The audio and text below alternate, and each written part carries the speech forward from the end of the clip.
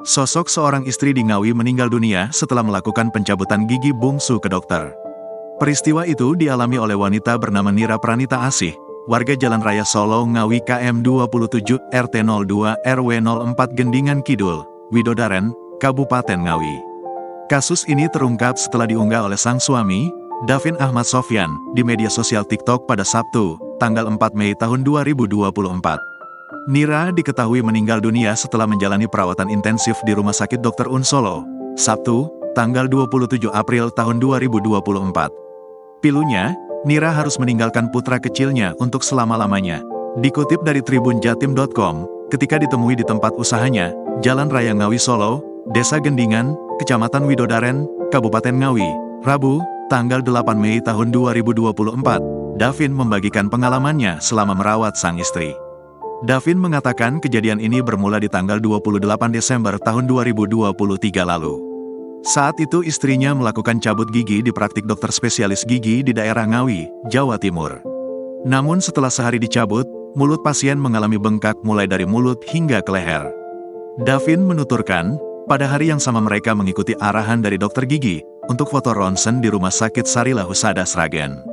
Kemudian, hasilnya langsung dibawa kembali ke klinik tersebut.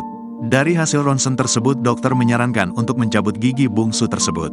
Agar tidak terjadi hal yang tidak diinginkan, lanjut Davin, pasca cabut gigi bungsu lalu periksa ke Rumah Sakit Sarila Husada Sragen. Seiring berjalannya waktu, Nira mengalami pembengkakan di bagian gigi belakang tanggal 30 Desember silam sampai rawat jalan. Selama rawat jalan, Davin melihat tidak ada perkembangan yang dirasakan oleh Nira. Hingga pada akhirnya, tanggal 1 Januari tahun 2024 dibawa ke Rumah Sakit JIH Solo. Di rumah sakit, istrinya didiagnosa mengalami infeksi yang sudah menyebar ke bagian paru-paru dan harus dioperasi di bagian leher. Menurutnya, obat dari Rumah Sakit JIH menunjukkan perkembangan positif. Alhasil pada tanggal 1 Januari kondisi Nira membaik, hingga diperbolehkan pulang ke Ngawi. Kemudian pada tanggal 3 Januari tahun 2024, Nira kembali memeriksa ke dokter lantaran merasakan ada kejanggalan.